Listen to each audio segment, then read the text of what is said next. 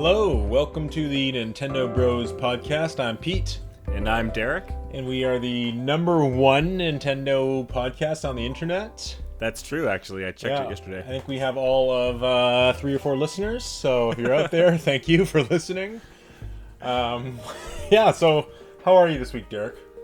I'm doing well. It's my last week of work before the summer break, so I'm looking forward to that.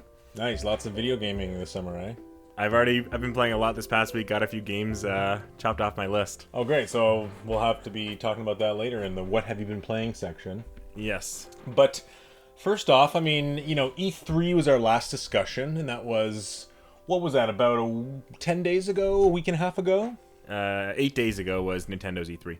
Oh, wow, yeah, it was only 8 days ago. So, we had a kind of a talk right afterwards. Have you had any kind of thoughts following up over the time? I don't know if you've been kind of watching stuff and reading stuff, but what are your overall thoughts on it now that we've kind of come down off the hype?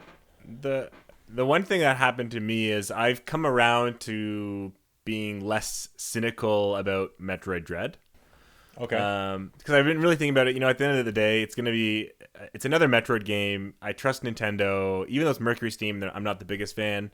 I trust Nintendo to make sure this is in the right hands. It goes well, and it seemed like if there's so much hype, at least from the places that I circulate, that if everyone else is hyped, I can't imagine. Maybe I'm just not seeing things properly. I think it's gonna be a great game.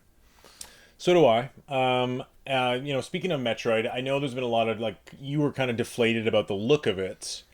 And, I kind of feel like there's a lot of that happening in just general gaming discussion, where if something doesn't look the way people want it to look, it's like they catastrophize it. And, it's like, of course, Ori looks amazing and things like that. But I still really like the look of Metroid Dread. I think it looks cold, clinical, hard-edged. It has deep blacks and darks, and I just think stylistically, I just want to kind of let them do what they want to do, Yeah, I've come around to it. I think it looks. Again, I used to think it didn't look good at all. Now it looks good. I don't think it looks great or mind-blowing, but I think it looks good. I think it looks good. Yeah, one thing to keep in mind about the trailer that they showed was that it is essentially a 2D game where the camera is pulled back. And in the cutscenes and most of the reveal trailer, the camera was pulled all the way in, so we were seeing a lot of these models and textures at pretty close up. So I don't know if that's really a reflection of how the game's actually going to look when most of the game the camera's going to be pulled way back and you're going to see kind of this big wide screen of everything. Yeah, I'm curious because I thought the same thing, but I was mainly focusing on the actual gameplay parts, especially during the treehouse. And I worry about how fuzzy it will look on a much bigger screen, like on our CX, our big 65-inch TVs. How clean and crisp will that look, or will it look kind of blurry and fuzzy around the models? I don't think so. It's going to be 1080, 60 frames a second. I know, and I'm not saying it's going to look bad. I don't think it's going to look at least from what I was seeing in the video, it looks good. It just doesn't look as, I don't know if the word's aliasing or anti-aliasing. It doesn't look as clean and sharp as other games. So I just worry bigger and bigger, is it going to look kind of jaggedy? This is just, for me, since the GameCube, this has always been kind of a discussion around Nintendo reveals. Yeah, it doesn't surprise me. I actually can't remember a single time where the Nintendo revealed a Zelda, or even Breath of the Wild had this type of discussion around it in Mario Odyssey, and now Skyward Sword, they're showing more of that, and people are complaining about the graphics there and saying, why doesn't it look like the Wind Waker HD?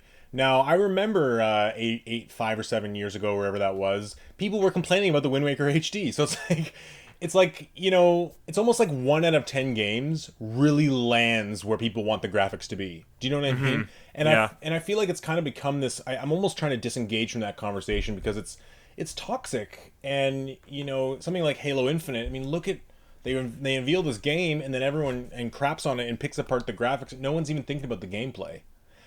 Same with so many other games they show off, and something like Advance Wars Reboot Camp, it's like just being picked apart for the animation style, and people just want it to look like their pixelated nostalgia. So I'm trying to kind of step away from that. It's almost like if a game doesn't look ugly, like actually bad, ugly, running at a low frame rate, I'm gonna let the artists on that team do what they want to do. Because just like movies, just like art, we'll go to the gallery, and not everything's gonna be the most amazing, hyper realistic, beautiful picture, but there's still value to like simplicity in art and things like No, that. I agree. I'm not. I totally agree. I think it is kind of a toxic discussion, but since we're a podcast, we're discussing it. I I, I'm not sure because again I think Advanced Wars Reboot Camp looks good. Like I think I like the style, but in all honesty, that could have been a graphics that came out on the PS3. It could have like easily no problem, and it just kind of raises that question of and we could also get into the debate of art style versus graphic you know Yeah. how fidelity. Um, I, I don't know. It gets complicated because again, like there are indies that are very simplistic. Like I don't know if you played the puzzle game Baba Is You. Yeah. Like Baba Is You, it does not look good at all, right? Like from a objective graphical standpoint, it doesn't look good, but it does what it does well, and it has an art style that's unique. Or you talk about the Outer Wilds. The Outer Wilds is not pushing the boundaries. But then I look at games like Hollow Knight. And Hollow Knight, they for the limitations of their budget and size and what they're working with, it looks great. And I think kind of the issue that might be happening is people have expectations on Nintendo quote AAA games or Halo Infinite where they expect it to be pushing that limit, pushing that boundary of what can happen right now on those systems. Yeah.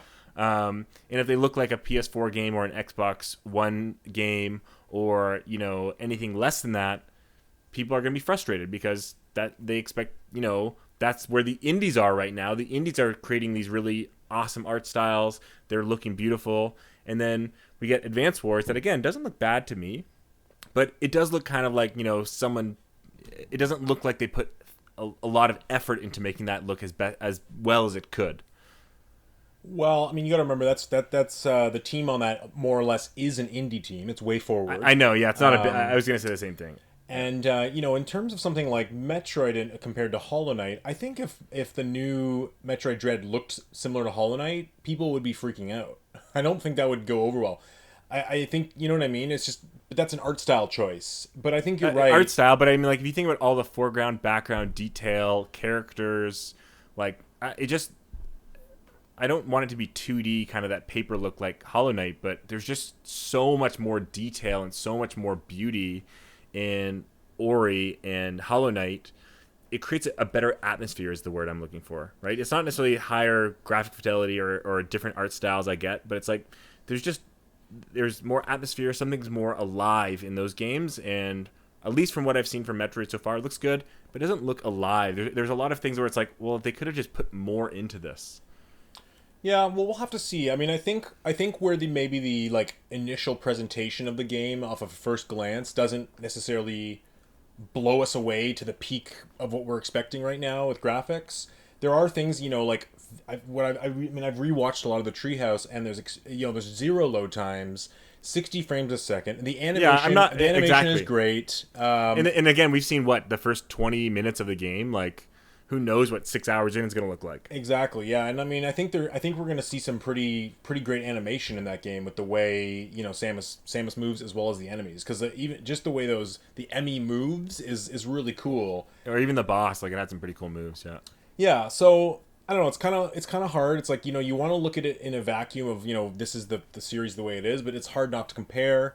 And we are in this place right now where PS5 and Xbox Series X are showing off some really beautiful next generation games, and the Switch isn't really even up to the PS4's quality of graphics. So, when you consider that, I mean, it is a little unrealistic to expect, like, Nintendo really needs to knock it out of the park with their art style for to even compare. And if I had to go back and say, I think the only game Nintendo's released on the Switch that compares to that peak performance next generation visuals is Mario Kart 8, funny enough, and Luigi's Mansion 3. I don't think I anything, agree with both. Yeah. both those games are beautiful, but every other game you can point out, even Mario Odyssey or Astral Chain, they're 720. And Zelda is barely 30 frames a second. So I don't know. But at the end of the day, it's like I love graphics. I love good graphics, but I wouldn't consider myself a graphics whore. Me too. So Like I care about gameplay and art style. totally. Yeah, And I mean, it's got to be fun. I've been. We'll talk about this later, but I've been playing Evil Then, and I just I recognize that that's basically an Xbox 360 game, but I love the look of it because it's just like grainy and gross and Yeah, suits the game's tone so well. So I don't know. I guess I just get a little bit tired of the never ending graphic debate, and it just kind of dampens when my excitement when somebody says, "Oh, but the look of it, the graphics, this," and yeah. I think that's just like a preference though. Like some people love the art style of some of those. I'm trying to think of some games like like some of the indie games where it looks like there's paper being moved. yep. Like I hate the paper art style. Like not Paper Mario, but like actual paper cutouts. Like I think it looks terrible.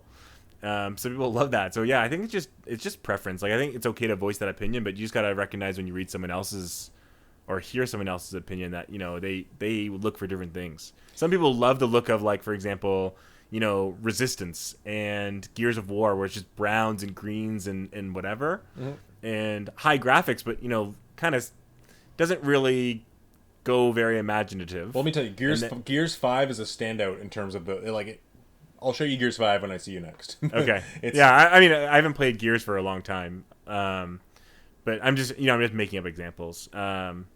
So yeah, everyone has a different opinion on what they like, I think. and in terms of something like Metroid Dread, I mean, let's not forget that we've in the past 10 or so years we've had Metroid Prime Federation Force, we've had Other M, so there's a little bit of like, okay, maybe it's not graphically knocking my socks off here, but there is kind of like for me a little bit of relief in that they're not making it like chibi style, Yeah, something or ridiculous. making it a game as a service, or giving it some heinous storyline with Samus talking throughout it. So I actually like there's a little bit of relief there that they are kind of going back to that classical style, and kind of following the footsteps of Samus Returns, which I thought tonally and stylistically was completely on point.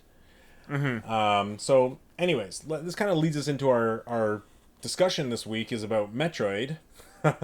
All about Metroid, because Okay. to me the most exciting thing that came out of E3 was Metroid Prime. Sorry, Metroid Dread. It was kind of the biggest reveal announcement of the whole show. I mean, people say that Xbox had the best like overall slate of games to show, but Metroid Dread was the biggest reveal of the show. And I don't know, as a longtime Metroid fan, like there's something so like I don't know, it's kind of there's a specialness to that of kind of be like, yeah, Metroid's back. It's like we haven't had like a big, main holiday release Metroid on an HD platform ever. This is actually the first Metroid game in HD. But That's cool. so let's talk about Metroid for a sec. When did you get into Metroid? Like, what's your kind of history with Metroid? Yeah, so I started Metroid with Metroid Fusion of all games. So I'm actually like that was my first game that I played. Weirdly enough, is the one that's most recent in the lore story, if that makes sense. So that's kind of interesting. Yeah, so I started with Fusion, and then I think Zero Mission, and then after a while, that's when I finally got or played Metroid Prime. Did you ever watch me play it on GameCube? Because it came out. I think I watched you play chunks of it. I remember seeing you play like Fandrana drifts and stuff, but I don't think I watched the whole thing. Can you believe that Metroid Prime and Metroid Fusion came out? I think it's on the same day or the same month. Yeah, I think it's the same day. Wild. Yeah, it's cool. Okay, anyways, keep going. Yeah, so then I eventually got Prime. I can't remember if I played Prime on the GameCube or the first time I played it was actually The Wii? on the Wii. I think I played on the GameCube, but I never beat it. I think I might have actually got stuck in the final boss. And then I picked up the trilogy for the Wii, and that's where I played Prime again, or finished Prime, and then played Echoes for the first time. And I think Corruption I got as a standalone before that. So I think I actually played 3 before I had ever played 2. Okay. Um, Yeah, because it, yeah, it was because the Wii came out and 3 came out about a year into the Wii, but Metroid Prime Trilogy didn't come out for years later. yeah, so I think I played 3 and then never played Echoes until The it trilogy. came. Yeah, until the trilogy. Did you beat Echoes? Yeah, I beat. I now that's where I beat. I finished beating Prime and I beat Echoes. And then what next for you? And then I'm sure I dabbled on the old ones. And then I don't remember which came first, whether it was Samus Returns or the SNES Sorry, Mini. you mentioned Zero Mission, right? Yeah, Zero Mission was the second one I played. Okay. Yeah, so I played the Game Boy Advance games first, and then I don't know whether I played the SNES Mini Super Metroid first or Samus Returns, but I played those somewhere in those kind of years whenever they came out. So you Um, played Super Metroid on the SNES Mini. yeah, and what's funny enough is I've never beaten Super Metroid. I know people that are everyone thinks it's the best one. I've seen it beaten 100 times. I've never actually beaten it fully myself. Okay. And then yeah, that's my kind of whole series. I never played the pinball. Oh, I played Metroid Prime Hunters, of course. On DS. Yeah, I never played any of the kind of other ones like Other You never M. played Or Other M ever. I played it for maybe 40 minutes. Do you have it, or was that No, my copy? I played your copy for about 40 minutes. Okay. And then I never played Federation Force. I never played the pinball game, and I don't think there's any other Metroid There's games. Metroid Blast Ball, and then there's the Metroid in Nintendo Land. I maybe I played the Nintendo Land one. Yeah. Okay, that's interesting. And it's funny that you bring up the SNES Mini because I mean I remember being so excited about that, and I spent all this time like adding all these games to it and hacking it, and I don't think I've like ever I don't think I've played it for more than an hour total. I just Yeah, never. I agree. I played maybe 6 hours. Like I would want to play it again, but again, it's the problem of I don't have enough time, and I don't really want to sit and play those games unless I have a nostalgia trip. Like I would play Yoshi's Island again or Link to the Past Well, but or not only that, but all those games are now on the SNES Online service, and they're not Super Mario RPG. that one is not. It might come. You're right. That's one of the ones that's missing. There's a few Capcom ones missing, but a lot of those, like Super Metroid, is on SNES Online, and the NES and SNES Online like services, whatever you call them, are great ways to play those old games. They have save Do they- states. They have But all like, sorts do of they stuff. have the game? I can't remember the name. The 7-Up game. Is it Cool Spot? No. Like I have that game on my SNES, so I have like games that are. I have Mortal Kombat 2 and 3. So I don't know. I like my SNES Mini because I have all the best games. Oh, did you Though you're did ri- you hack yours as well? Yeah, I hacked it. I have maybe 70 games though. Okay, I hacked it and have like hundreds. I didn't want to put all the kind of games I don't care about. I kind of wanted like the elite games, so I just picked the ones I really liked.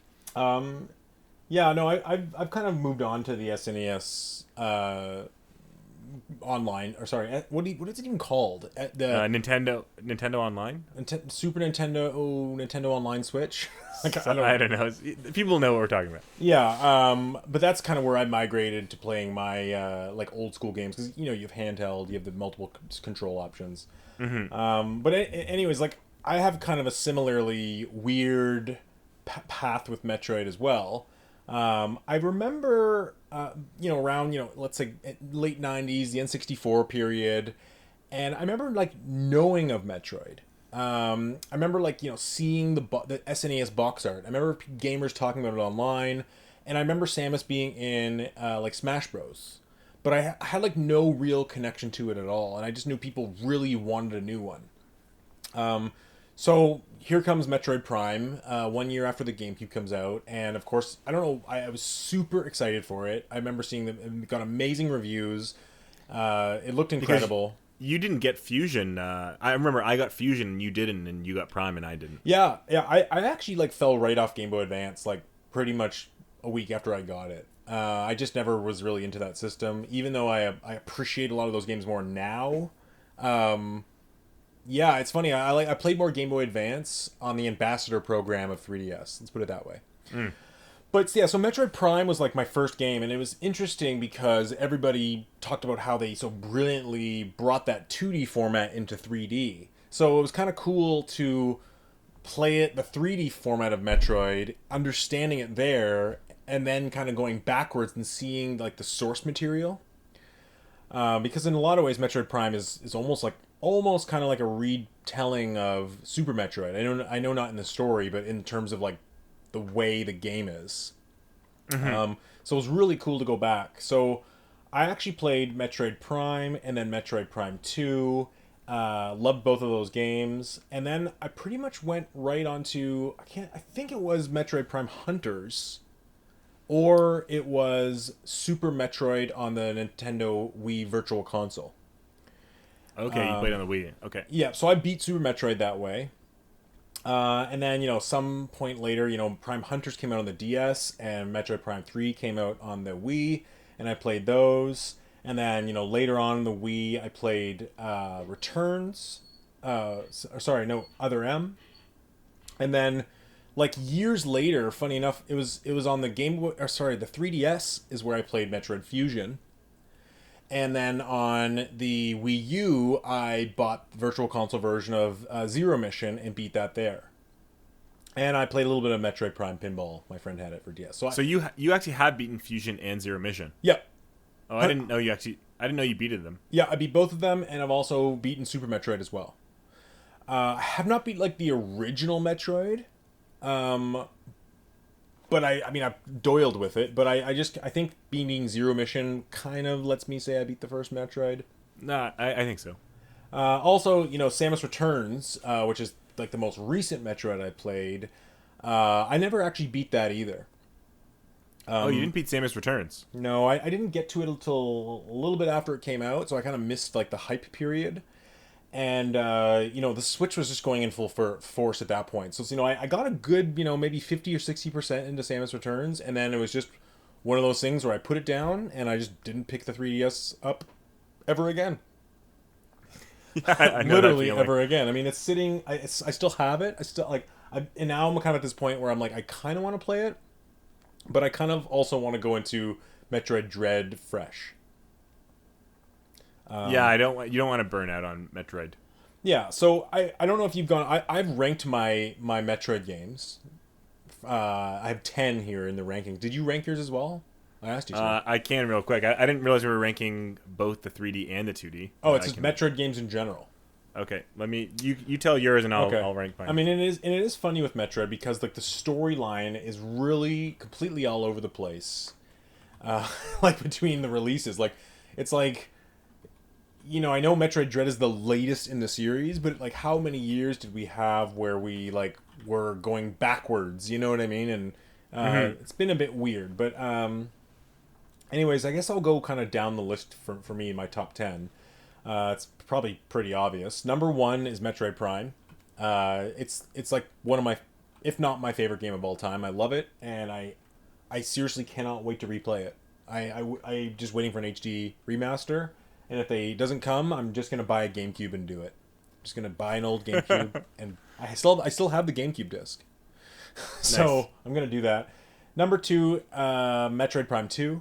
I love Metroid Prime 2 Echoes. I think it gets a bad rap because it's hard, but I love it because it's almost like dips into that kind of scary element of Metroid. And I think we're gonna get into that discussion a little more with some of the other Metroids being leaning into like almost as I don't want to say survival horror, but definitely like tense and dark, and you're exploring like so deep that you almost feel like, oh geez, am I ever gonna get out of here? So I love that feeling of Yeah. Metroid Prime 2. Number three was kind of a hard choice. The rest of the list was a little bit of a hard choice because I mean I love this series, but number three was Metroid Fusion.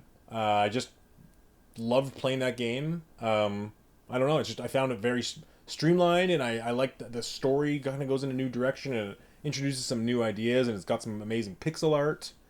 Number four is Super Metroid, just because it feels so classic. And funny enough, I've actually after E3, I just started. I played a little bit of Super Metroid up until the first hour or so, and it's a pretty incredible game for when it came out. It was like one of the first games to really be atmospheric and kind of be. I mean, other than I guess the original Metroid, but just like the production value on the story and the way it's told and the way it kind of unfolds is like it feels very very modern compared to a lot of other games on the Super Nintendo. So yeah, it's a great game. I really recommend you go back and beat it, and I would say do it on the Switch. so that you have save states and you can cheese the game. And did you know you can like rewind if you die on the SNES I didn't know Switch? that. That's Yeah, cool. like if you die, you can press a button and like rewind up to like 10 seconds. So you can kind of cheese the game out if you want, and if you just want to kind of get through it. But yeah, Super Metroid definitely recommend. Number 5 on my list is Metroid Prime 3. I just love the Metroid Prime series. What can I say? Number 6 is Metroid Zero Mission. Yeah, I mean everyone. It's great. It's short. It's very short, but I remember beating it in about 2 sittings on the Wii U. Number 7 is Metroid Prime Hunters. And I know this is probably where we're going to get divided, and maybe even our listeners won't agree with me, but I actually liked Metroid Prime Hunters.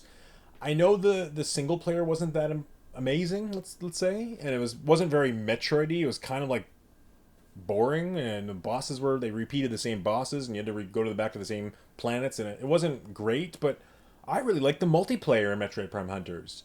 And I remember playing. I remember being blown away of that game on the 3DS. Sorry, the DS Lite.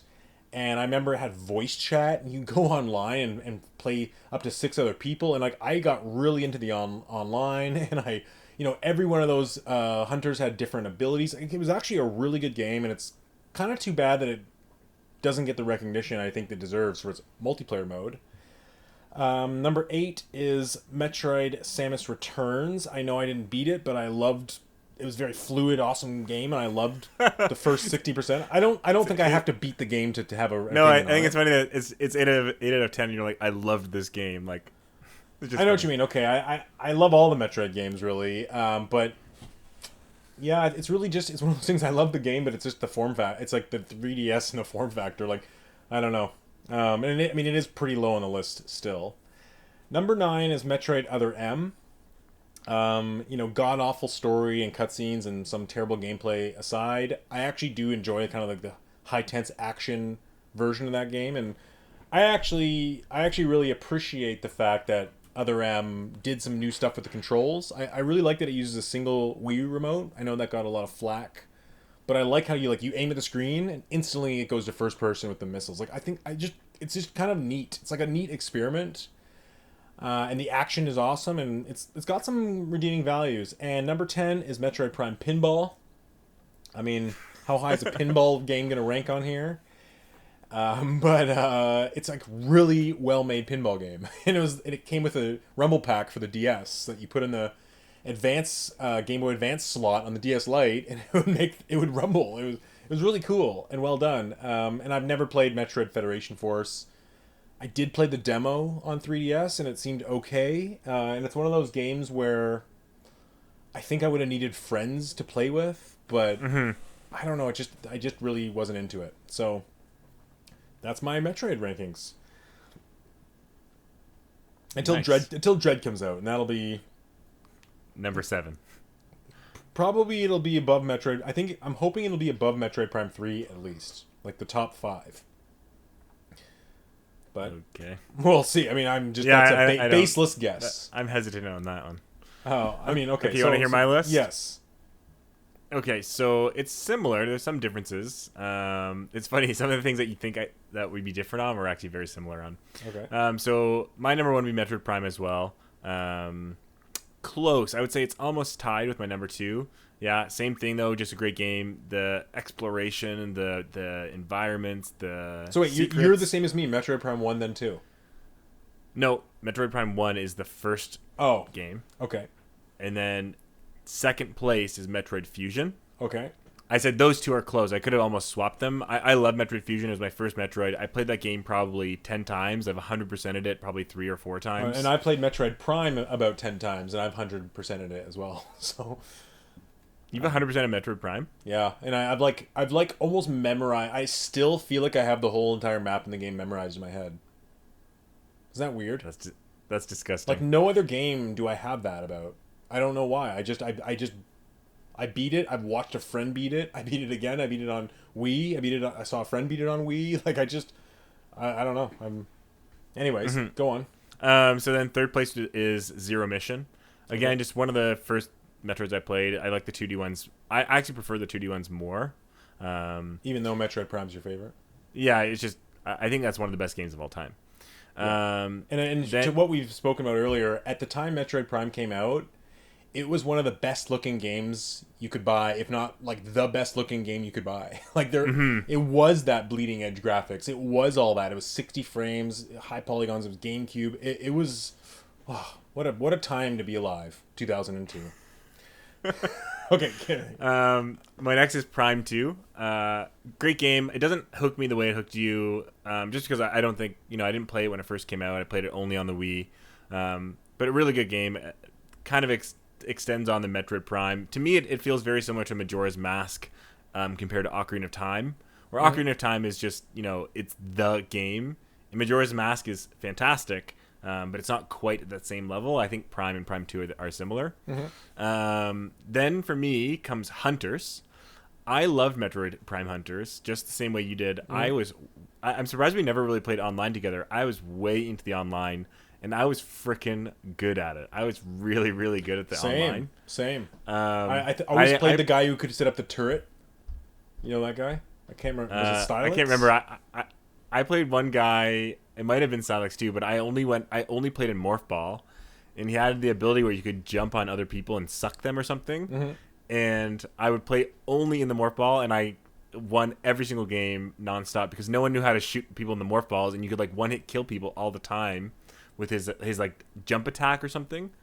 What an awesome game that was, eh? Like, I mean, I know eventually the online people started cheating, so it got crappy, but I want them to bring that back. I would love if they said, "Hey, Prime 4 has Metroid Hunters multiplayer remade." That would be awesome. People would freak out, but okay. That would be so People would awesome. freak out in a bad way. Why? That'd be awesome. They'd be like, "Oh, Stylix and these silly other it's just Saturday morning cartoons are coming back." It's just the online. It's just multiplayer. It's not like the main game. Anyways, next comes Super Metroid. I think this would be higher up on the list. I played probably the first 30% of it, and it was amazing. But I don't want to put it higher than the games I've actually beaten because I just don't know how I'd feel about it at the end. Okay. After that comes Prime 3. Good game. I think it fell short compared to its two predecessors. So doesn't have the same tone or yeah, it doesn't feeling. exactly. It doesn't quite have the same feeling of awe when you play it. Yeah, and also, I mean, just to get into Prime 3 for a second, I love the pirate overworld. And I love the cloud. What was it called? Like the sky world. But the other environments don't really stick out to me. And even like the ending boss doesn't really stick out to me. And I just feel like the epicness of Metroid Prime 1 and 2 was missing, even though they tried so much harder to make it more epic. Do you know what I mean? Yeah. With like the Galactic Federation and all the dialogue and stuff. It's like they tried too hard.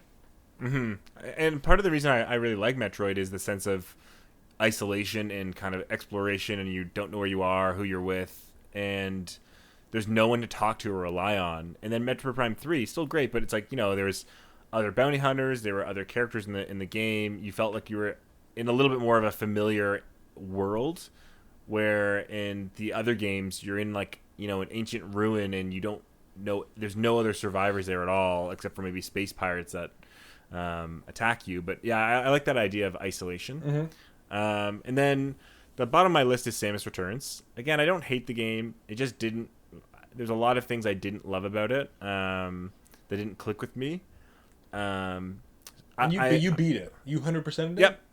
I did 100% it actually. Okay. I mean, I think with Samus Returns, there weren't really a lot of enemy variety, was there? Not a lot of enemy variety. Very little boss variety. It's quite a linear game. Again, just some of the things that were implemented by Mercury Steam, I don't like. Like, I don't like the counterattack move. I liked it, but I don't think I played enough to get bored of it. But I really like how they're bringing that back into Dread, but not tied as a counter. You can do it anytime. Yeah, I just feel like it's kind of easy mode, to be totally honest. Like, it really makes the game easier because it has such a huge hitbox, and I like the idea of having to stay back and shoot and kind of plan when you're hitting things. We'll see. Anyways, it doesn't jive with me. The games I didn't rank, I never played Other M enough to give it a fair evaluation. Federation Force I never touched. Hmm. Well, I would tell you to go and play Other M. I mean, You want me to obviously, go grab it for the Wii? Like, no easy way to play it now. I might still have my copy. Funny with Other M, I remember back around that time frame, I knew a video game store that would sell the games early, like the moment they got it shipped in. So I went in there and I got games like a few days before they came out. Like I got Donkey Kong. I remember I went in and bought 4 copies of Donkey Kong Country Returns and like gave them to my friends and stuff because it was like a week before it came out, and I got Kid Icarus before it came out, and I also got Other M before it came out. So I kind of got to play the entire game before I really saw anyone else like hating on it. You know what I mean? And I kind of felt like it was my duty for some reason to like beat the game really quickly and give my feedback on NeoGAF or whatever it was. So it's like I felt this obligation, like, oh, I have it early. I am obligated to beat this game and give everyone my impressions. But really, like, you can beat Metroid Other M in a very short amount of time. It's extremely linear, but it's one of those games where you'll see, like, if you had a problem with the counter attack or the parry, whatever it's called, the counter attack in Samus Returns, it's like ridiculously easy in Other M. Like, I mean, you're playing with the Wii Remote D-pad the whole time, not an analog stick, and all you have to do is tap another direction, and you'll automatically deke. So you really get to a point about, I don't know, 25% into the game where you realize that you can deke everything always. So, I, yeah, but I don't know. I just there's something about we haven't had like a third person Metroid game. Like we've had 2D and we've had the first person. So there was something really cool about having that kind of third person, almost like the camera's moving around as you're playing. It's I don't know, it's cool, and you find a secret and the camera kind of like zooms into the hole you're rolling in, and it's not as bad as people say. Like there's gameplay there that's actually really good. And I mean, sadly, probably one of Team Ninja's best games. Best 3D games. It's probably, Ninja Gaiden and Neo and a couple others, and then Mother M. Like they don't have a great track record, so I guess they did Fire Emblem. Who might? Wait, they made Neo? Didn't Team Ninja work on Neo 1 and 2? I don't know. I'm asking you. I have no thought idea. they did, yeah. But I mean, the side topic. I would say Neo 2 is probably their best game. Then Neo 2 is like loved by well, many. Ninja Gaiden Black, right, is like an all-time classic, and like revolutionized. Like we wouldn't have Devil May Cry. Well, this Devil May Cry came first, but it was such a staple of action, platform action games and character action games at that time. You've never played Ninja Gaiden Black, have you? Or Ninja Gaiden? No. It's awesome.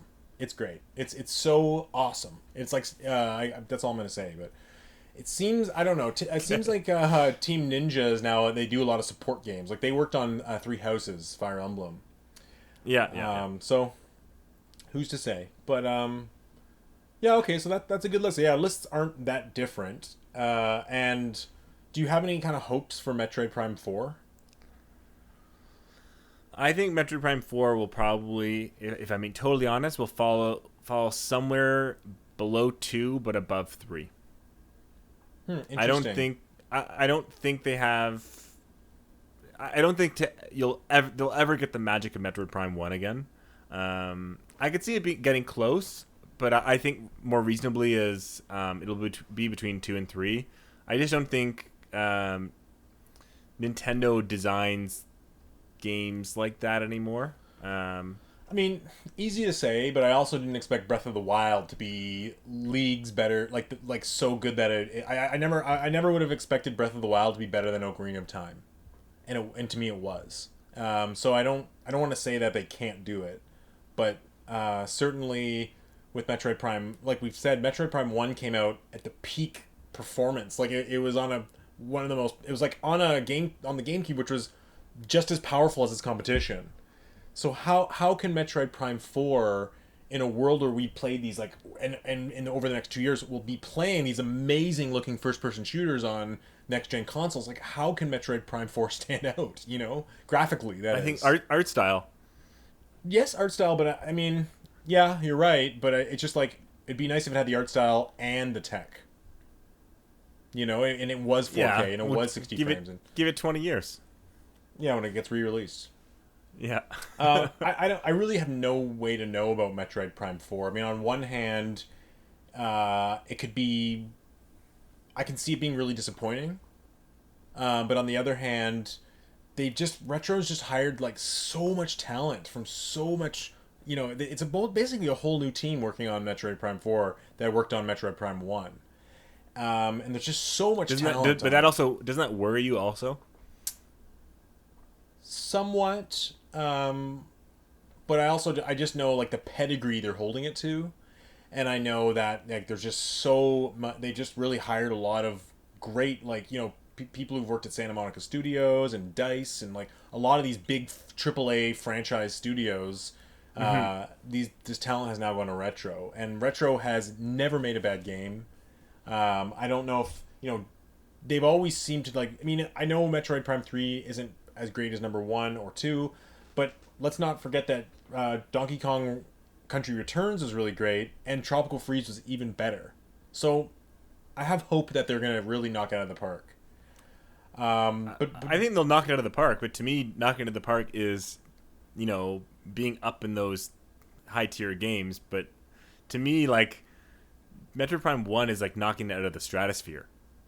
I agree, and it still holds up so well. That's how good of a game Yeah. that is.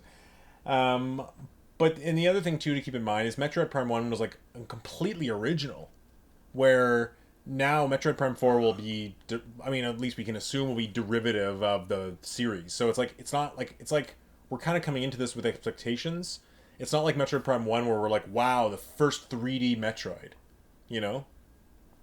Yeah, but hopefully, I mean, you could say the same thing about Zelda Breath of the Wild, right? You're right. So you're right, and actually, that's one of my predictions for Prime 4 is I actually think that it won't be called Prime 4 when it comes out. I think it'll be called Metroid something else. And I think it'll potentially start a new trilogy or new series. And I think it'll be in the style, it'll be first person, it'll be in the style of Metroid Prime, but I mean, realistically, I think Nintendo is not going to want to have Metroid Prime 4 and Metroid 5 come out like within 2 or 3 years of each other. It's just confusing. I disagree completely. And I also think that Metroid Prime 1, 2, and 3 really did end the story. So I don't know why it's called Metroid Prime. So I don't know. I actually predict it'll come out and call something like, Metroid Ragnarok or something. I think I disagree because if anything, it's the opposite. Metroid Dread is not called Metroid 5. No one's referring it to that on it's Metroid Dread, even though it is Metroid 5. It's Metroid Dread. True. I think Metroid Prime 4 will be the name for sure. Maybe have a subtitle, but there's no way they're not going to Definitely love a subtitle because 2 and 3 did, right? Yeah, but I think it'll be Metroid Prime 4. Metroid Prime 4 sure. Ragnarok. Yeah, exactly. Somebody asked online the other day, they said, do you think Metroid Prime 4 will still be first person? What do you think? I can't believe someone even asked that. There's no like that's the whole like shtick of the Prime series. That's It's what I said. Metroid. It's Metroid in first person. Without That's a what shadow of a Prime. doubt. Yeah. Now, another thing I wonder about Metroid Prime 4, do you think it'll be released for the Switch Pro exclusively or not? Like, what do you think there? Like, I think Nintendo will not make exclusive games for their Switch Pro. I agree, but I can also see a situation where it's 720, 30 frames a second on regular Switch, like kind of like a bastardized version. And then it's like, 1080, 60 beautiful primo version on the Switch Pro. Do you know what I mean? I hear you. I don't think the Switch Pro is going to be that powerful of a leap to go from 720 30 to 1080 60. I don't think that's gonna happen. Oh, maybe not. I think We'll see. I think they're both gonna be 60, and I think on the normal Switch it'll have some dips and have some dynamic resolution, and then on on the Switch Pro, it'll be 1080 60 solid. Interesting. Okay, and I actually do think that the Switch Pro will be significantly more powerful based on rumors. The fact that it can do 4K DLSS, and the fact that they're releasing it to keep up with third parties. I actually think it's going to be Nintendo's strategy going forward that we're not going to get Switch Pro and then a Switch 2. It'll almost be like an iPhone where we get, a Super Switch, a Switch Pro, a Switch Pro this, a Switch Pro. I think like it'll be like Yeah. an iterative updates to Switch until the sales dip. Like I don't think they're going to ever do like a full-on Switch 2, Switch 3, Switch 4. But that's my own speculation out of nowhere. Okay. Do you think that after Metroid Prime Dread and Metroid Prime 4, like, do you think Metroid will go on a hiatus? Like, what do you think? I would say a hiatus as long as you would see, some of the other kind of like Kirby or example. Like, oh, well, Kirby's not the best example because there's always these side games. But, I would say a DK, maybe. yeah, like a Donkey Kong, exactly. So maybe like, 4 or 5 years we'd hear an announcement. And then another 2 or 3 years later it comes out. Now, I also wonder because Sakamoto, who's worked on every 2D Metroid, by the way, and I believe he's even credited on the Metroid Prime series as a producer or something. I think I could be wrong, but I know he's worked on all the 2D Metroids. He mentioned that Metroid Dread is the final Metroid in the story. Did you see that when he said that during the Treehouse? Yep. What do you take from that? I think what that simply means is wraps up the story of these 5 games. I mean, I'm not a super lore person, but I'm sure there's a continuing story with the Chozo and all that kind of stuff. But I think it doesn't. I don't think it means the 2D games are done. I think it'll eventually come out where a Metroid. The new 2D series is called Metroid Ragnarok, and it'll be Metroid Ragnarok 1, 2, 3, and 4. Yeah, or there's like Metroid Origins where it's like young Samus learning from the Chozo or something. Exactly, but I think they'll have a new naming system. It won't just be Metroid 1, 2, 3, 4, 5. It'll be just like Prime is 1, 2, 3, 4. There's gonna be Metroid Fury or whatever it is 1, 2, 3. Yeah, I mean, and as we all know, whether it's movies or games, nothing ever goes away. As long as it sells. Yeah, exactly. Like, it'll eventually come back. We're eventually going to get an Uncharted 5. Like, I'm sure, no one actually thought Metroid Prime 4 was going to be a thing when they first made Metroid Prime 3. Because it had a trilogy, metal box set, kind of, like, wrapped all the story up. It seemed like that was it for the Prime series. Mm-hmm. And now we're getting Prime 4. Well, in a couple years. So... Yeah, 2028. Now, last question around Metroid here. Sales-wise, what do you think Metroid Dread and Metroid Prime 4, like, what sales potential do you think they have? I think Metroid 5 will be the best-selling Metroid game, but not anything crazy. I'm going to say 4 million. I don't know what the best one is. 4 million or so? If it sold 4 million, it would be the best-selling Metroid game. Yeah, so I would say 4 million. And then I believe Metroid Prime 4 is going to sell like 11 million. Wow, more than Luigi's Mansion 3. Really? Okay, maybe not that high, but it's going to be significantly higher than anything else Metroid ever. Interesting. And it could honestly, I think it could be higher than Luigi's Mansion. I'm not putting that past it. I guess we'll have to see. I mean, at that point, who knows where the Switch will be, and I think it really depends on the quality. If a Metroid Prime 4 comes out and it gets a 97, 98 on Metacritic, and it's like the Breath of the Wild but for Metroid, that game is going to frickin' sell. I think anything that's the Breath of the Wild of anything is going to frickin' sell. Yeah, but I'm saying I think Metroid Prime 4 has that potential. I don't think it's going to happen. I think it will still sell the best of all time. I don't think it'll be the Breath of the Wild of Metroid, but I still think it'll sell quite a lot. But it could be the Breath of the Wild of Metroid. I will see. Yeah, I mean, I don't know what it could do to be the Breath of the Wild of Metroid. What that even means. Does it mean it's open world? Does it mean it's like groundbreaking new ideas? Like just way more better atmosphere, better enemy variety. The music's top notch. A lot more to explore. Awesome story. And what my hope for Metroid Prime 4 is it takes a big note from games like Mirror's Edge and Titanfall 2 with wall running, with aerobic kind of jumps. That's what Metroid's all about in the 2D space, especially when you get like the spin dash and stuff. So I would love to see that kind of thing where it's like just wicked awesome action, like really merging a first person shooter with a game like Devil May Cry, you know? Yeah, that'd be cool. But I agree. I think Metroid Dread's going to be the best selling Metroid game ever. I think it could maybe sell even more than 4 million. I mean, I'm just being hopeful, but it seems like the online reaction has been very, very positive. Like, it's like, I don't know, there's a reaction compilation video and people are screaming. It's the number, after E3, it was the number one on Amazon pre ordered game. You absolutely cannot order the special edition of this thing. I keep kind of trying, but I want it, but I don't, but I really do, but you can't get it. Well, that's true for every special edition. What is that? That is not how it used to be. It's called scalpers and programs like computers, AI. And I guess these websites just can't. They just can't figure out how to only sell one copy to one person, do they? Well, even if they do, it's exactly like it could be one person doing multiple spoofs, or it could just be a bunch of scalpers, right? If they only have 100, every scalper is going to go to that Best Buy and get all 100, and then all the 100 scalpers are also going to go to Amazon and get their 100. Yeah. So, yeah. Yeah. They need a capture code or whatever it is, like the captchas.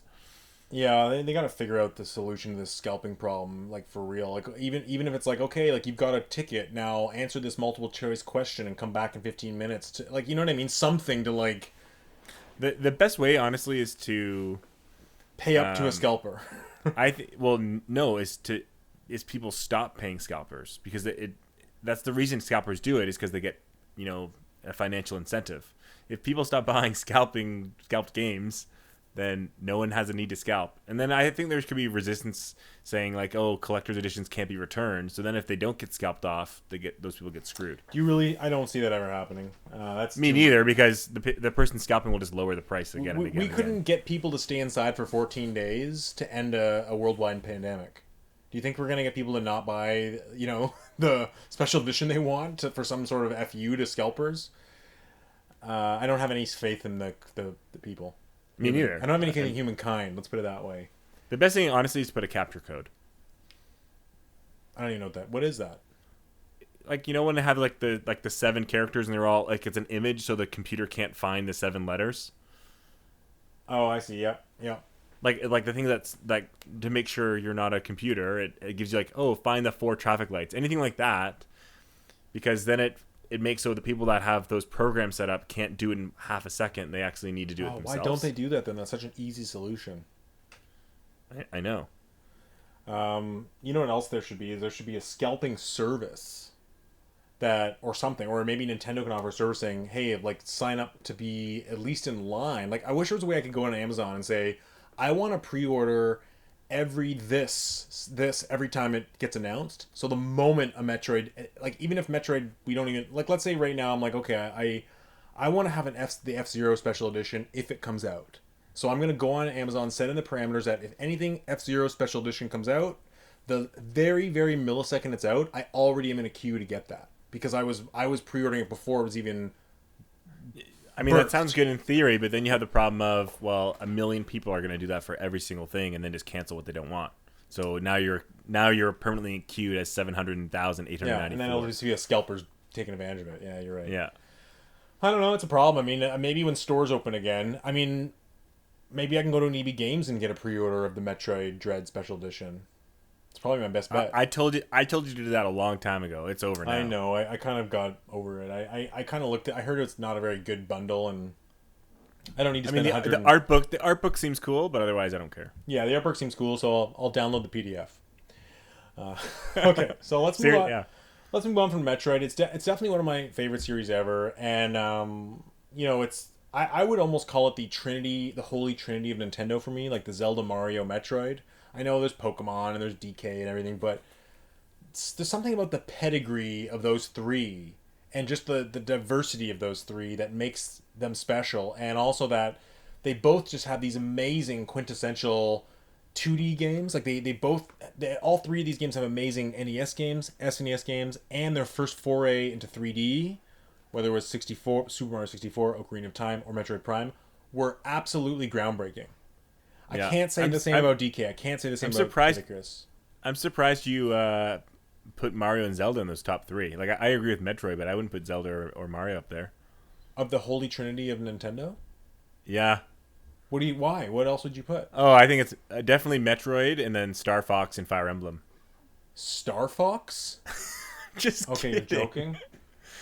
Oh my god. You could have got. You could have made that joke a lot crazier if you were gonna go Star. You could have just said Star Fox and like Dash and the Giant or something. I think Fire Emblem's pretty out there. Truthfully, when it comes to sales, the holy trinity of Nintendo is Mario Kart, Animal Crossing, and Pokemon. Like. But yeah, okay. Let's move on from Metroid because we've talked about it for about an hour now. Let's talk about what are your top five most. What are the top five games you're most excited for this year? Top five. Okay, you're changing the questions on me. What did I ask? Isn't this what I asked originally? You said top three, but I needed to add two. That's why I couldn't do it. So do you want me to go first? well, let's go back and forth. Are we doing it in order or just any? I did my actual like top five. Like one's my most wanted, two's my second most wanted. So yeah, I ranked them. Okay, let's start at number 5 and go our way up. Okay, so do you want to go first? You got to go first and stall for a good minute. So for me, you're gonna really be shocked at my number 5. Do you have any guesses of what it is? Metroid Dread. Well, why would that be number 5? Oh, because I would say Metroid Dread for all 5. No, I'm not that. You just said I'd be shocked by it, so I figured it'd be a surprise. No, actually, it's Battlefield 2042. Okay. Interesting. I think I need a day one this game. It looks so freaking awesome to me. I don't know. I never really would feel this way about a Call of Duty or a Battlefield game. Like I've never have. Like I've had a couple Call of Duties over the years, and they're fun with friends, but there's just something about like the scale and the like jumping from buildings and the tornado, and it looks like just absolutely bonkers. And it looks so polished. And I don't know, something about me just wants to stick a stake into the heart of Call of Duty and Bobby Kotick and Activision. Mm-hmm. So I want to see Call of Duty lose to Battlefield. There's a part of me there. Also because I've heard that EA treats their employees really well and that Activision maybe doesn't. But I've just... Anyways, the game looks amazing. So I think I'm going to day one this thing. Does it have crossplay? Have we gone over this? I don't think it does. Okay. I'm not sure. Like I don't know. I think we gotta wait and find out. Because I mean, it'd be cool if we could play together. But when you have 100+ people running around, I don't think I'll really care who I'm playing with. I just, you know what I mean? Yeah, same. But yeah, I think I'm gonna day one this. I think it'll actually be the very first full price launch day Xbox Series X game that I buy. So, and I believe it's next gen only, isn't it? It is next gen only. It's not coming to PS4, is it? Let me. Oh no, it check. does. It does. It comes on PS4 and Xbox. It's not going to play very well. Or actually, I do remember it is, but it's way less players. It's not this. It's not the 100 and whatever. It's smaller. Yeah. But anyways, this one really caught me by surprise this year. I never thought I would add this to my list, but definitely gonna day. I mean, unless it's terrible reviews, probably gonna be on this one. What's your number 5? Yeah. So it's funny. Like my top 5 most wanted aren't the same as the 5 games I'd buy this year. For a variety of reasons, if that makes sense. So like there are games that aren't in my top 5 that I want, but they're gonna be a game I buy day one. I think I know what you mean. Like there's like I'm probably gonna buy something that's not gonna be on this top 5. Exactly. And when some of this stuff on this top 5 I won't buy day one. Because, for me, multiplayers, I'd probably wanted to buy day one. Nintendo games, there's no reason to wait. But some of these games that I'm really looking forward to, there's single player games that will drop in price in 6 months. So as much as I want them, I'd rather get the games where the hype actually matters to the gameplay. I see. Okay. I didn't have that much nuance in my thought process. I'm just like, I'm excited for these 5. That's it. Well... So my number 5 is Tales of Arise. Interesting. Yeah, so I've only played a few of the Tales games. I've never actually beaten any of them. I played maybe 25 hours of Symphonia and then dabbled on two or three others. I think this game looks freaking awesome. I've been having an itch to play a JRPG in the past while. I think the Tales games have always been fun. It looks so good as far as graphically. The graphical leap from the other Tales games is huge. From what I've seen, the combat looks great. The music, battle music sounds great. So yeah, this game is definitely a game I want to pick up, but I don't think I'll get this day one. But this game is definitely on my radar. So it's in your top 5 most excited for games this year, and you're not going to buy it. Yeah, I just said that. Okay, so you're not so excited you're willing to shell it. Like your excitement doesn't take over your wallet, so to speak. Well, there's not enough games that like you had told me to do 5, so there's not enough games that are going to be day one for me because there are games that are below my top 5 excited that are day ones, and I see what you mean. But so you're excited for this, but I'm really excited for it. But I don't need a day one because again, it's single player. It's going to drop in price. Where I agree, like Battlefront 2042, it's not in my top 5, but I am really excited for it. It probably would be number 6. But I will get that day one over Tales of Arise because I want to be able to play that game day one with friends, as opposed to Tales of Arise I can play, in a year from now and still enjoy it. I feel like I need to check out Tales of Arise. I haven't really looked into it, but I feel like I kind of need like an RPG. That's what I mean. To me, it looks like just a game I can has some cool combos, cool moves, cool characters, just kind of play through and enjoy. It looks like kind of a very good JRPG, and I only play one JRPG every 2 or 3 years. I think my last one was probably last serious one was Octopath Traveler. So yeah, it's always nice to pick up once in a while. Yeah, I kind of feel like an itch for an RPG, but I really feel like I kind of want to get it on Switch so I have it on a handheld. I don't know, something about RPGs and handhelds just go together in my brain. Okay, yeah, cool. I mean, Tales of Arise, was not expecting you to say that. It's definitely not on my list. I don't know. I don't, and like unless it comes out and gets great reviews, like I just don't put very much stock in that team to deliver something I want. I mean, I like Symphonia, but nothing else really appealed to me out of that franchise. My number 4 is Advance Wars Reboot Camp. Okay. I'm really excited about this game. I think I really like the look of it. I really love the music of this game, and I actually played a lot of Advance Wars on, I believe I played it on the DS. I believe like you lent it to me or something.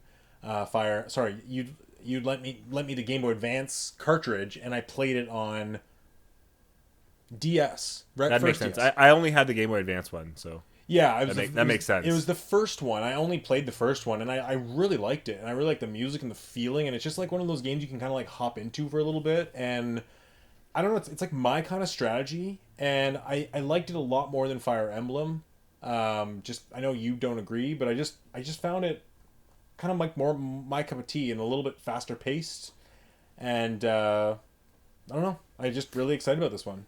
Yeah, I mean, I think it looks like a great game. Again, like kind of what you said, I'm the opposite. Fire Emblem, I like the idea of characters and having them all level and get stronger, and Advance Wars is a little bit more true combat oriented and a little bit more strategy, as opposed to an RPG at all.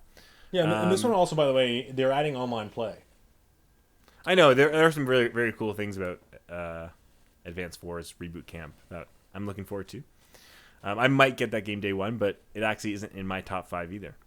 Interesting. I mean, I'm probably going to pre-order it just tonight and bite the bullet. Yeah, I think I might skip it. I have to think about it more. I'm just trying to be careful with what I buy and what I don't.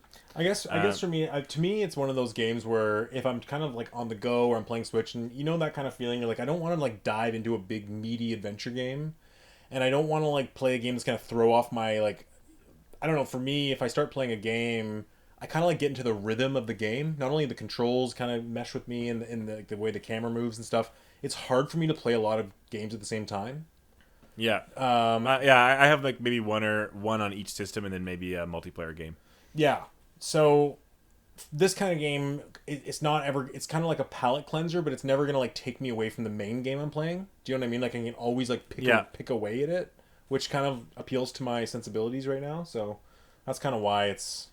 And I also just love, I don't know, something just the fact that they're bringing this series back after so many years, and like redoing it with such a nice quality. I don't know, something about that just warms my heart. You know, it's like, did you Yeah. ever imagine when the Switch was announced that we get Metroid Prime 4, a 2D Metroid, Advance Wars? Like, did you ever imagine all that would happen? Like, I didn't. I imagined probably at least two of those three things happening. Yeah. Wow, I never would have.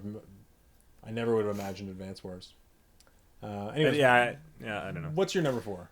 So yeah, just one more thing about Advance Wars is a reason I might wait on it is there's an indie game called Wargroove that looks really cool. Did you not get it? I haven't yet because again I'm trying to play through the other indie games that I already have. So I'm trying to go through my indie backlog. I have a lot of backlogs, but that's on my list of to get because I really want to play it. It looks awesome. So I figured I'd get that before I get Advance Wars because it's essentially the same kind of game but for a lot less. Yeah, A lot less money. but yes, exactly. Yeah. My number 4 is Ghostwire Tokyo. Wow. Yeah. So I loved The Evil Within, 1 and 2. I loved Prey 2017. And I think Ghostwire Tokyo. It's a horror game. I didn't realize that. Yeah, it's a horror game. Yeah. So I'm not sure what it's going to be like. We haven't seen much of it. I really don't even know if it's still alive. It was slated for October. It's been announced as October. Did they show it at E3? They've showed not at E3. I think it was maybe even last year. Or maybe even 2 years ago they showed some of it, but not even like serious gameplay. So I really don't know a lot about this game, but I have such blind faith because I enjoyed the other games by Tango Studios, Okay. so thoroughly that I'm gonna get this game for sure. Again, I have to see more to know whether it's gonna be a day one or not, but I'm really excited to see more for this game. Interesting. I like know nothing about it, but I mean I can see why that and Deathloop were not at E3 because they're not exactly Microsoft exclusive, and they are part of Bethesda's lineup, so it wouldn't really make sense to show them. You know what I mean? Yeah. So it very well could still be coming, but I think if it is, they'd probably have they'd probably have a media event some point in the summer. But I kind of feel like that game could be delayed. You know what I mean? I do too. But I could also see it as there's a rumor that Sony has a showing in the next month or so, or the next couple of weeks. But is it not? It's multi-platform though. Ghostwire Tokyo, is it not? Yeah, but I think. Well, I'm not sure. I think Deathloop's the one that they have exclusive on. I don't think they have it. But I thought they might have had. I know Sony has something with Ghostwire Tokyo, whether it's timed exclusive or it's marketing rights. I'm not sure. I think there's something with both. But I'm not. I mean, don't quote me on this. Oh, it is a timed exclusive for PS5. You're right. So exactly, yeah. So I wouldn't be surprised if we saw both of those in more detail in the next, the Sony showing the next month. Interesting. Wow, Sony's gonna have a powerful fall. They get these two FPSs that are exclusive from Microsoft. So weird. It's so weird, eh? Yeah. Okay. Interesting. I mean, I just don't know enough about that. It's not on my radar at all. But I wonder if it has enough. I like Bethesda a lot, but can it be the better first-person survival horror game next to Resident Evil 8 this year? I don't know if this game is gonna be survival horror like Resident Evil 4, Resident Evil 8, or Evil Within. I think this game's actually more like horror. Like, I don't think it's guns and ammo. I think this game's actually more of I don't know. Like, again, we've seen so little, but I think what they've showed so far is some cutscenes where it's like you're in Tokyo and all of a sudden everyone disappears, and then you see these ghosts or creepy creatures crawling around the buildings or something. I don't quite remember. I haven't seen it in a while. So you're really just you're excited for this game simply because I loved every other. Exactly. Yeah. Is it coming to PS4?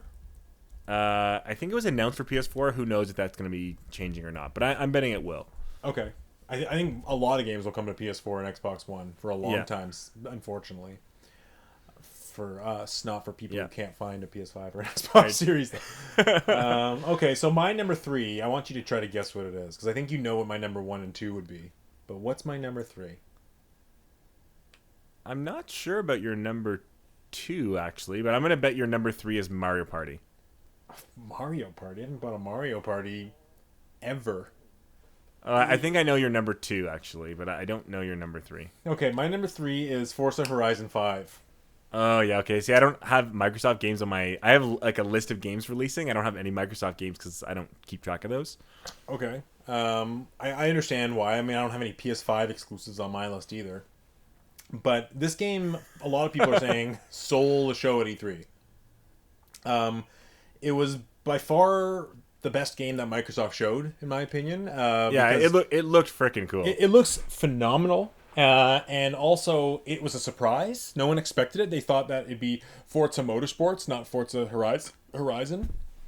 I'm not a big. The weird thing is like I feel like this next generation has like brought me into the realm of racing games simply because of Game Pass and simply because I don't necessarily love like diving deep into racing games, but I love. But as We've a talked palate about cleanser this. to pick it up, yeah. Yeah, and it's just kind of nice. Like I'd rather like I download one, I play the tracks, put in a 5-10 hours, and then I play another racing game because I don't need to dive deep, let's say, or get really good. But this game, oh my god, the graphics, and also it has a little bit of that Pacific Rim, not Pacific Rim. What's the game on the MotorStorm? Pacific Rim. Yeah, that's what I'm thinking of. It has a little bit of a MotorStorm feel to it. Do you remember the series MotorStorm on PlayStation? I know the name, but I don't know what It was a about it you're PlayStation. referencing. It was a PlayStation 3 like racing game, but it was all about like racing in the mud and racing in the dirt and racing kind of off road, kind of like what ATV Off Road was, but on the PS2. So it's kind of Okay. like, and it like had really good mud graphics, and you kind of like go up on the side of a hill and fly over rocks and stuff. And it's not just stuck on a track. And I really, really like that about the look of this game is that you can, there's like you're racing around a volcano and it just, and it's like there's water and you're racing through the jungle and it just looks like really open ended. And like there's this thing with games that were like breaking this wall for me where I remember back in the day, I mean, Zelda's the best example where, you played Ocarina of Time and you'd look at the wall and I'd always imagine as a kid, like, what's on the other side of that wall? And like my young dumb gamer self believed there was something on the other side of that wall, even though there was nothing. I was just like, oh man, there's a whole nother game on the other side of that wall. Or in Mario 64, what's on the other side of that big grassy hill? And there's always that belief too with racing games where it's like, well, what's on the outside of the track? Like what's out there? Like I want to go out beyond the track. I don't want to be stuck on the track. And I just didn't like the feeling that I'm on a track or I'm in a world and all around the edge of my world is just kind of propped fake border. And it's like I guess I should call it breaking borders. Like it's so Forza Horizon 5 for me is breaking that border finally. And I know Horizon 3 and 4 did this as well, and I really like 4. But something about this game, it just the graphics are so good. It looks like the kind of game where you shouldn't be able to go outside of the track, and you can, and it's open world. And it's just I'm so into it, and it's gonna be on like Yeah. totally open online. Like you'll be able to race around this world, and there'll be other racers just flying around the place. Like I don't know. I'm really excited for this one. It's weird. I never saw myself as a racing guy, but here we are, 2020. Yeah, it looks really cool. It's one of those. Again, I'm not a racing guy either, but it's one of those games that it tempts me one step closer to get an Xbox. Yeah. But so my number three, I don't need to talk about it in too much detail. I don't think it's Metroid Dread. I think we've talked about it enough. It's a Metroid game. It's a Nintendo game. I like the series. I'm excited for it. We kind of talked about it to death already. know. So So that's your number 3, Metroid Dread. yeah, Metroid Dread. Yeah. Okay, so my number 2 is Yeah. Okay, I was gonna guess Halo Infinite. Halo Infinite. I mean I know there's been a lot of flack about this game, but I just really love the direction they're taking with it, and I really like the open nature of it. I just think it looks great, and I'm really excited about the campaign. Like that's what I'm in for. Mm-hmm. So yeah, I'm really stoked about this one. How about you for number 2? Why don't you try to guess my number 2? I'm gonna guess that your number 2 is Deathloop. It is Deathloop. Yeah. Yeah. Yeah. So same kind of reason as Ghostwire Tokyo, but we've seen a lot more of this game. It looks right up my alley. I love Dishonored 1, 2, all the DLC additional content. I really enjoyed the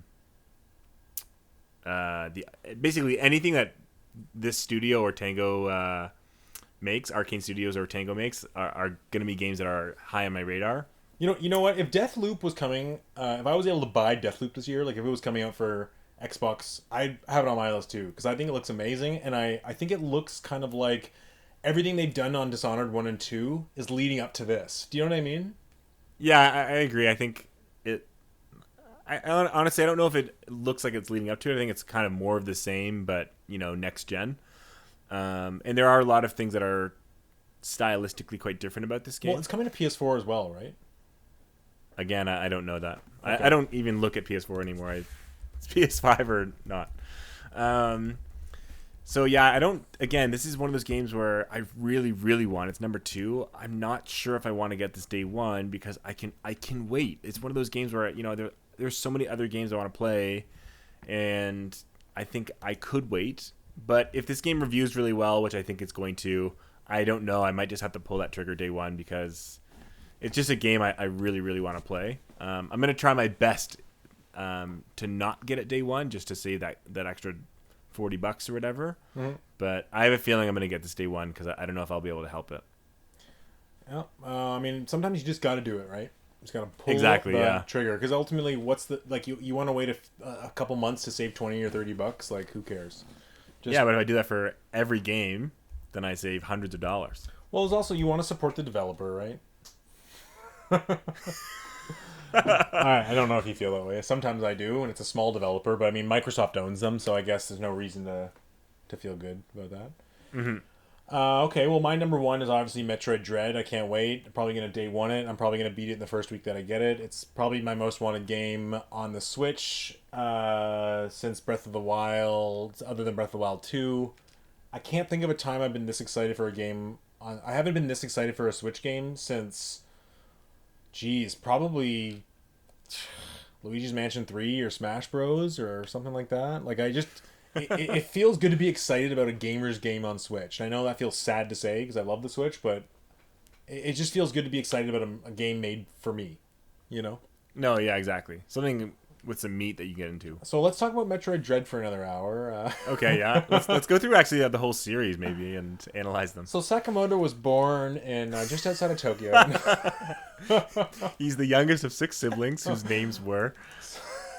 Okay, anyways, no. Okay. What's your number 1? Wait, should I try to guess it? Yeah, I want to try you to guess this one too. I don't know if you'll get this. This is very, very hard guess because you want it more than Deathloop and you want it more than Metroid. Jeez, so this is definitely something you're gonna buy. I've actually already bought this game. Like it's a re-release? It's a remaster? No, sorry. It's I've already pre-ordered it. I paid full already. Can you give me a hint of what system it's on? It's on many, many systems. In fact, it's on every system. PS4, PS5, Xbox One, Series X, Series S, Switch, and PC. Oh my gosh, I'm drawing such a blank. I honestly... I even mentioned it our last podcast. I told you how excited I was for this game. Okay, what is it? My number 1 is Diablo 2 Resurrected. Oh, of course. I should have known that. And of course you already own this game. Yeah, I already own the original, but I already pre-ordered it on PC, and I'm gonna get it on PS5 as well, and maybe the Switch. Okay. I was watching videos today of it. I'm super freaking stoked. I can't wait. Sweet. I mean, I'm. This is kind of the kind of game that I'll probably get cheaper down the line. I really like Diablo 3. I've never played Diablo 2. Yeah, Diablo 2 is better in every way. So I'm told. Even this graphical style, I like a lot better. Yeah, again, the video I was watching, they said Diablo 3 went too far in the fantasy genre, and it looks more like Warcraft, where Diablo 1 and Diablo 2 are like, they're gritty, dark, blood all over the walls and floors in Diablo 2. That's what I like about Diablo 2. Like, that's what I liked about the visuals in it. It's like you get those deep blacks, and I totally see where that perspective's coming from. Well, if you ever get it even in a year from now, I'll still be playing it. So and is there crossplay? I'd be down. There is crossplay. How come some games have crossplay and some don't? I believe there's crossplay. I'm not sure about there being crossplay. There's definitely cross progression, and I can't remember if there's actually crossplay. There's definitely cross progression, and the Switch I'm not sure. There's something about the Switch not being able to do one thing. Okay. But it's like I don't think the Switch can do 8 players online or something. It can only do. There's One. something weird about it, I but can only do one player. no, I think it's 4 players or something. But yeah, so I'm not sure about crossplay. I'm betting it will. Okay. So yeah, I'm Cool. down. Now I have a little section here called "On the Fence" games. So, are there any games that you're just so on the fence about for this year? Like you just don't know if you're gonna buy it day one or never buy it. Um, yeah, I mean, again, kind of the ones we already mentioned: Advance Wars, Mario Party Superstars. Both look good. I'm just not Wario. WarioWare, exactly. Those games all look good. I just don't know if they're, my genre anymore. I don't really play too many multiplayer games, especially those kind of local multiplayer games. Mm-hmm. The most likely one I'd get out of those three is Advance Wars. Some other games it's kind of funny. Like, I was super excited for Kena Bridge of Spirits, but you told me you weren't super excited for it. And the last time I watched the gameplay video that came out last week, and I'm actually starting to worry that your Metacritic guess is going to be a lot better than mine. My It looks prediction. good. Yeah, it looks good. It doesn't look as mind blowing as I once It thought. looks like did. a 76 good. I know, but I mean, I think it will still probably get an 82, 83. But yeah, I don't know. That game has. I have to see more about it. But thankfully, it's coming out next month, or sorry, in like 2 months, I guess. So yeah, that game, Scarlet Nexus, is a game that comes out. I think it came out Like today. it comes out on Friday, the 25th. I don't know anything about this game, but it got good reviews. I played Code Vein, which is more like a Dark Souls anime version, and this is more like a Devil May Cry anime game. I played the demo of Scarlet Nexus. It's freaking fun. I thought I had a lot of fun playing it. But again, this is a game. Is like, do I need a day one? No. Is that a Namco? So it's Namco. Yeah, Bandai Namco. Okay. Yeah, same, and I think it's the same team that made Code Vein. And I love Code Vein. Again, it's more Dark Souls. You loved which Code Vein? I thought that was a 7 out I of 10. I freaking loved Code Vein. More than you like, not more than you like the Souls games, though. Oh, not even close. Okay, Not even okay, close. I gather. Okay, Yeah. I mean, but I think. Sorry, were you gonna keep going on about Code Vein? I was just gonna say, yeah, Scarlet Nexus. So I think I'll get it eventually. I'm I don't surprised they think I'll get greenlit a sequel to Code Vein. I didn't think it sold very well. It's not a sequel. It's not a Oh, sequel. okay. Totally different story. And just so you know, Code Vein did sell very, very, very, very, very well. They're very happy with it, and I predict they will have a sequel to Code Vein. Interesting. It sold really well. It sold several million. Wow. And they were for their budget, because they actually had made a smaller budget for that game. They were very happy with the sales. Interesting. Yeah, I mean, my on the fence games. I'm kind of in this place right now where I'm either gonna buy one of these three between Monkey Ball, Mario Party, and Wario. Game and Monkey Ball. I would go Monkey Ball hands down. Well, I mean, it's really going to come down to like who around me wants to play what, because I don't want to play any of those games alone. I need whoever I need to almost like show Vanessa all three and say which one of these are you going to play with? yeah. Because I just don't have any friends. So She'll pick Mario Party for sure. she's never played a Mario Party. Yeah, but she knows Mario characters enough to be. I mean, we'll see. I don't know. I think she really likes the kind of she really is into Mario Kart and games like dexterity more than like strategy. So I think she might like Monkey Ball as a take turn kind of like Okay. But I'm leaning on Monkey Ball because I don't know. I just really want that. Probably get all three. Okay, so I guarantee every listener right now. I'm telling you right now. I guarantee Peter will get all 3 games day one. That's well, I guarantee it. but just so you know, this I would be a big guarantee deal it. because this would be the first WarioWare and the first Mario Party and the first Monkey Ball game I've ever bought on day one.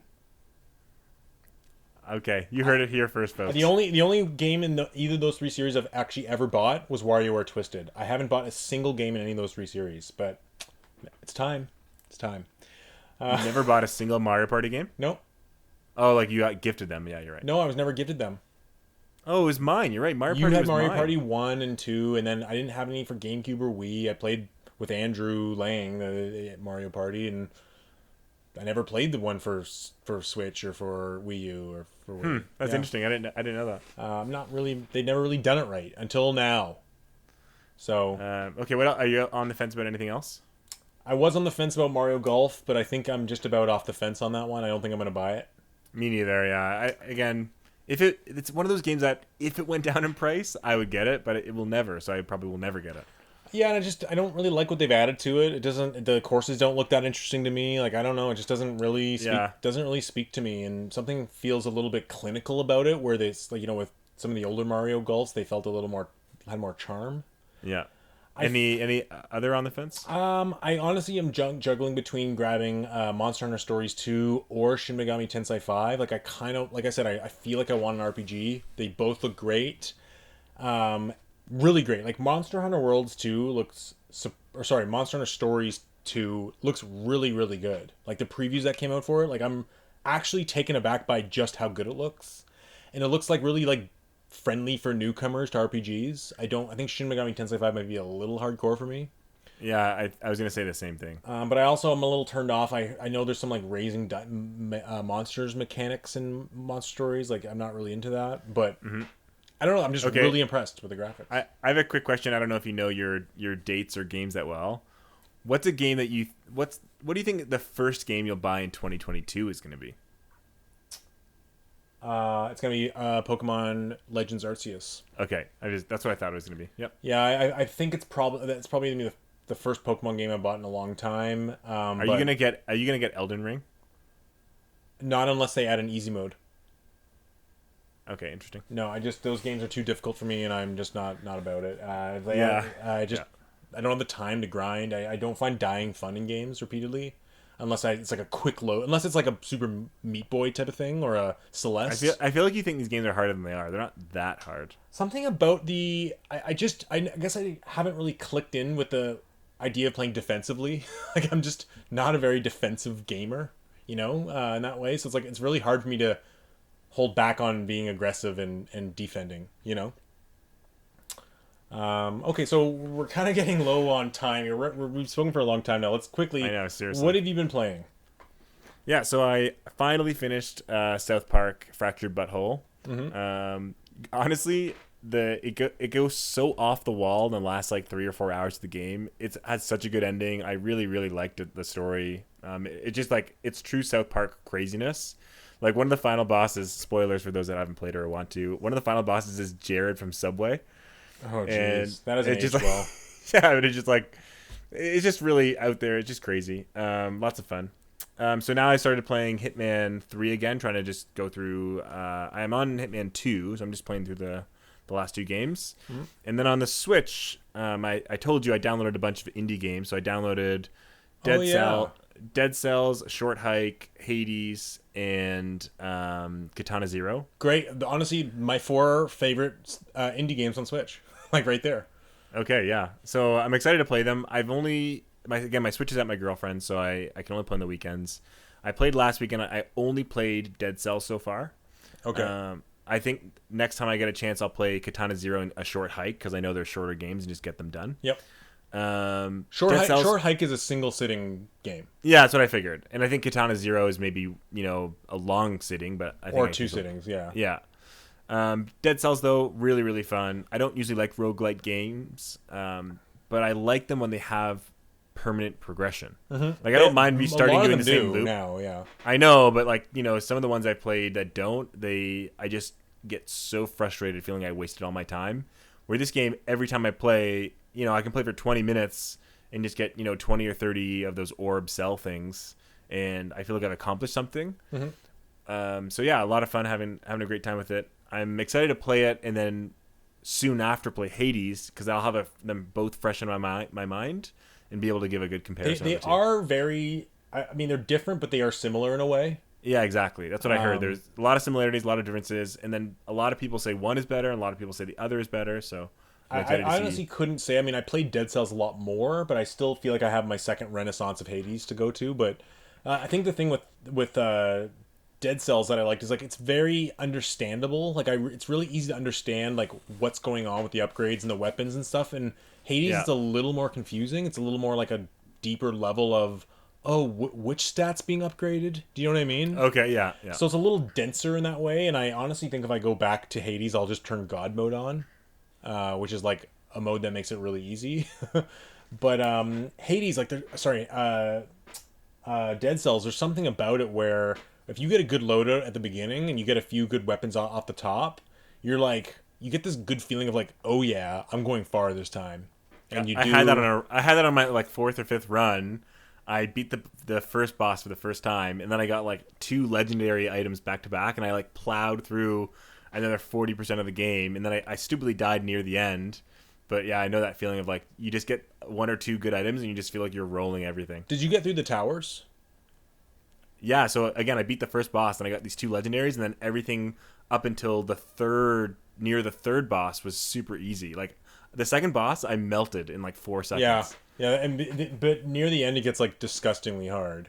Yeah, I believe it. But the interesting thing is that game's procedurally generated, the levels. Mm-hmm. I believe it's similar in Hades, but like you really notice the procedural generation in think Dead Cells. I thought I heard that Hades was not procedurally generated. It's there's a preset number of rooms, and I think they can switch orders. I think You're right. No, it does. It does. But all the enemies are randomly generated. You're right. That's what it is. Because there's no with the art style. There's no way it's procedurally generated like it is in Dead Cells. But Dead Cells is like every time's a new map. Yeah, every tile. Yeah, exactly. And there's those ones where it's like you have a certain amount of time to get in the door to get a shortcut. Yeah, I love that game. It's really good. I haven't really been playing a ton, but I've been dipping into a lot of like little games here and there. I've been playing, I had beat Donkey Kong Country on Super Nintendo on Switch, and I'm near the end of Resident Evil 4, so I've been kind of playing like portably. But I've been playing two games on my Xbox Series X. One is Subnautica. Oh, you got some? Oh, it's on Game Pass. It's free, but really annoying. I thought I was going to go to Quick Resume, and I went back to Subnautica, and it brought me back to the main menu. So I don't trust Quick Resume anymore. You lost all your progress? Yeah, Oh, why didn't you save the game? because usually Quick Resume doesn't work that way. And I honestly was in the middle of Subnautica, and I'm like, oh, I want to see what else I have on Quick Resume, just to, like, see what else is there. I'm like, oh, I have Evil Within. Where am I saved at? I pressed it. Oh, that's where I'm saved at. Let me go back to Subnautica. I went to it, it restarted the game, and I didn't save it. So I was a little bit frustrated, but Honestly, even if you were like 2 or 3 hours in, you saw nothing. I've restarted that game twice. I played that game like 20 hours, then restarted, and now I'm like 35 hours in. to Subnautica, Yeah. it's that long. I mean, I'm very slow to play the game. Yeah, it's a big. I mean, again, people that know how to play or people that are really objective oriented. Do you eventually get a gun? Just tell me that. I don't have a gun, but there are lots of things that you Okay, get. don't spoil anything because I'm really enjoying it, and it looks beautiful on our TVs and 4K, and and like they just did an next gen upgrade for it. It's a beautiful game, and it's also got like this real good fear-inducing immersion. Like I really, You're playing the first one, right? Not Sub-Zero. I want to play the first one so I can jump onto Sub-Zero after. Okay, that's what I'm doing too. I actually, it's funny that we're talking about this because since the second one came out, I've been really itching to go back and finish my playthrough on PC. So I'm actually gonna probably start playing that again this week, so we can maybe talk about it. We've been talking about. I'm planning to really jump into that game because I really, really like it. I don't know something about it. Wait till you like. I don't know how deep you've I gotten. honestly have scratched the surface. Like, don't tell me. Yeah, just wait. Just the game is way bigger than you think. Okay, great. I'm just blown away that that's an indie game. Like the graphics, the detail, the scope. Yeah, when it first came out, it was very rough is the best way to put it. There was a lot of bugs and frame rate issues, and I know the PS4 version, especially on the base PS4, was downright unplayable because it was like bad frame rate, juddery, bad pop in, like. But Wow. so that's why I got it on PC. It looks phenomenal on the Xbox Series X. I believe it. Yeah. The other game I've been kind of playing a little bit is Evil Within. Still stuck on the third chapter. I think I'm stuck. I literally been stuck in the same spot over and over again. I probably died 20 times. Let me guess. It's in one of the village parts, and then there's like a gate or something. There's a gate near the village, but There's a boss, maybe a boss. No, I haven't seen a boss yet, but I'm just kind of like getting into the rhythm of it. I was trying to brute force my way like Resident Evil 4, and that just does not work. So I'm playing a little more like Metal Gear Solid. Yeah, you got to be. Yeah, more survival. I turned the camera controls up to full speed so I could look around quicker. Do you have the crossbow yet? I just got it. don't underestimate the crossbow. I know people. No, I know that explosion killed 2 guys in a row. It was great. Yeah, you don't like everyone wants to use the pistol or the shotgun or whatever you have, but the crossbow, like, it's the best gun in the game. Okay, and the question, like, I think I've been getting stuff to let me upgrade, but do I have to wait to find someone to let me upgrade? Yeah, so I can't remember exactly how that works, but yeah, you get those jars, right? Those green goo. Yeah. You have to wait till you're in. There's like a certain chair you can sit down in. It looks like almost like a surgical, like a dentist chair. Okay. And you'll sit down, and it'll jab into your brain, and it'll let you pick upgrades. Okay. So I think the first one might actually be after the third chapter, or right after where you are. Okay, I mean, I have this problem where I don't ever play that game when it's at night by myself, because I don't like to play scary games by myself at night. I just don't. I feel scared. I don't think It's a scary game, yeah. Yeah, like it's weird. You wouldn't think me, who makes horror movies and watch. I can't even watch horror movies by myself. Like I need to. I didn't know that. I either need to watch them in broad daylight or I need to be with somebody. I did not know that. Even though I love them, I don't want to be by myself in my place and have that feeling and try to sleep. Wait till some later chapters in that game. There's my plan. One of the scariest parts of the game of a game ever for me is in that game. I know, you told me. I'm waiting for that moment. I think I'll know what it is, but my plan is tomorrow at the crack of dawn when the sun rises, I'm going to start playing. So I take a big chunk out of it. Yeah. Cool. I think that's basically it. We've talked a lot longer than we anticipated. Yeah, seriously. Okay, well, if you're still listening out there, I hope you enjoyed our chat. Please leave us a comment. And please tell your friends to listen to us too. Yeah, I mean, we have yet to have a single legitimate comment or question since we relaunched the podcast. So if you're listening, please leave us a comment. Let us know you're there. Leave us a question. Let us know what you want us to talk about.